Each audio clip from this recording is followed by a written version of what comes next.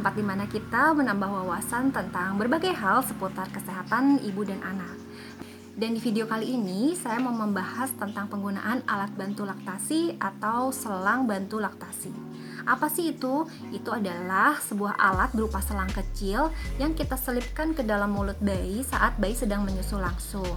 Fungsinya adalah untuk memberikan asupan tambahan kepada bayi yang belum didapatkannya dari payudara ibu. Misalnya pada kondisi ASI kurang, ya, kenaikan berat badan bayi kurang.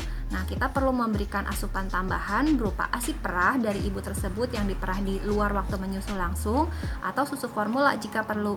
Nah, dibandingkan kita menggunakan DOT, lebih baik jika kita menggunakan selang bantu laktasi karena penggunaan selang bantu laktasi ini bayi akan tetap full menyusu langsung ke payudara ibu sehingga tidak menjadi bingung puting. Kemudian alat ini mungkin juga dibutuhkan pada kondisi di mana bayi cepat lelah atau belum kuat untuk menghisap. Jadi kita perlu mengejar asupannya di waktu-waktu dia sedang menyusu agar bisa minum lebih banyak.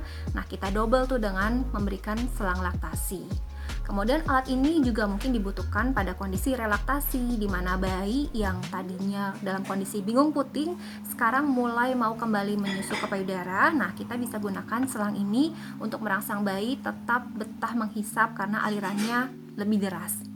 Nah, tapi penting diingat bahwa namanya juga alat bantu. Jadi jangan sampai penggunaan selang ini justru menjadi metode asupan yang utama dibandingkan menyusu langsung.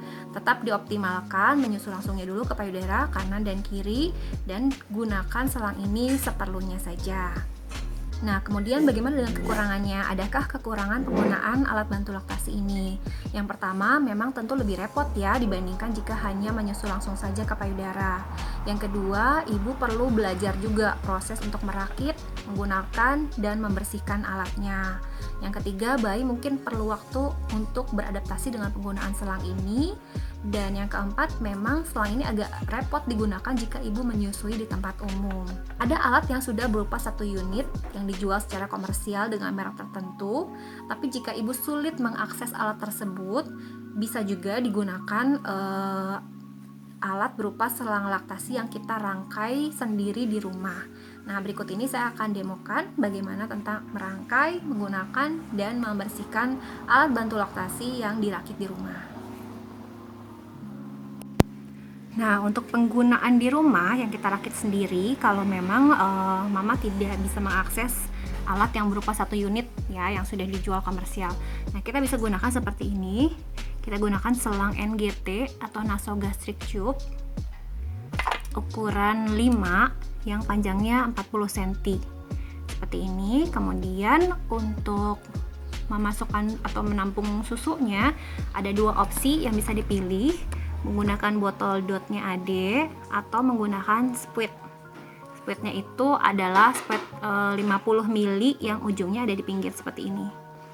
Perbedaannya apa? Memang kalau secara praktis sih rata-rata ini ya yang lebih mudah didapat. Yang ini kita perlu cari untuk yang spuit 50 ini kita perlu cari dan memang kalau pakai spuit ini bayi akan perlu menghisap lebih kuat ya karena dia bentuknya adalah suatu tempat yang vakum. Kita bisa bantu sih, kita bantu dorong, tapi itu memang sangat membutuhkan pembiasaan ya berapa kecepatan kita mendorongkan ASI perah di dalamnya. Kalau tidak ada speed yang seperti ini, kita bisa gunakan dari botol yang ada di rumah. Tinggal dilubangi saja sedikit lebih besar dengan gunting di bagian ujungnya. Kemudian kita masukkan selangnya ke dalamnya seperti ini. Kemudian kita keluarkan lewat ujung dotnya. Nah, diguntingnya kecil aja, pokoknya asal selangnya bisa keluar dan dia menjadi satu unit yang tidak mudah tumpah. Jadi ibu tinggal memasukkan susunya, pastikan ASI perah atau susu formulanya terendam di dalamnya. Kemudian ujung yang satu lagi ini kemana? Ujung yang satu lagi ini memang selang buat bayi ya. Jadi kalau bisa dilihat dia ujungnya bulat, buntu, kedua pinggirnya ada lubangnya. Nah, kita tugasnya hanya tinggal memasukkan selang ini sampai kedua lubang tersebut kira-kira melewati gusi. Biasanya setelah itu susunya akan terhisap. Jadi teknisnya setelah ibu merangkai seperti ini, semuanya dalam kondisi sudah disterilkan, lalu ibu menyusui langsung seperti biasa. Nah, jadi caranya bayi menyusu dulu seperti biasa ke payudara ibu ya, seperti ini. Menghisap, menelannya dipastikan dengan baik, perlekatan mulutnya juga dipastikan sudah melekat dengan sempurna. Nah, di saat kita perlu memasukkan selang laktasi, ibu tinggal menyelipkannya saja melalui payudara ibu. Ini menyusuri bibir atas bayi sampai masuk ke dalam mulut bayi. Tidak perlu terlalu dalam ya, pokoknya kedua lubang tadi kira-kira sudah lewat gusi, itu harusnya susunya sudah ketarik ke hisap. Nah, seperti ini. Jadi untuk bayi sih relatif tidak akan merasakan perubahan apa-apa. Dia akan menyusu saja seperti biasa dengan ada tambahan aliran ASI yang keluar dari penampung ASI perah atau susu formulanya. Seperti ini caranya ya. Cara lain yang bisa kita gunakan kalau bayinya dalam kondisi masih bingung puting, ya tentu saja kita berharap bayi bisa kembali menyusu ke payudara. Tapi kalau bayi belum mau, kita dapat melatihnya untuk kembali ke payudara dengan teknik yang disebut finger feeding. Finger feeding ini juga kita lakukan pada bayi-bayi yang kecil yang belum bisa latch on atau perlekatan dengan baik ke payudara ibu, atau bayinya sih sebenarnya mulutnya normal saja, tidak kecil, tapi puting payudara ibu terlalu besar misalnya sehingga tidak bisa masuk dengan baik ke dalam mulut bayi. Itu juga kita bisa gunakan teknik finger feeding sebagai proses transisi untuk bayi menyusu ke payudara. Untuk finger feeding ini, ibu cukup memotong kuku pendek, cuci tangan sebersih mungkin. Kemudian saat menyusu, selang kita pasang di bagian atas dari bantalan jari kita dan kita masukkan ke mulut bayi. Pada bayi bingung puting, kita lakukan finger feeding ini dengan posisi sudah siap untuk menyusu langsung. Jadi ibu sudah membuka pakaian dan posisi bayi sudah di sebelah payudara ibu. Lalu sesekali jari kita cabut dan kita tawari bayi untuk menyusu langsung. Terus dilakukan seperti itu berulang-ulang. Kemudian berikutnya adalah cara membersihkan selang laktasi ini. Setelah selesai digunakan, kita lepaskan seluruh bagiannya, dan ini harus langsung ya, supaya ASI-nya atau susu formulanya tidak keburu kering di dalam selang tersebut.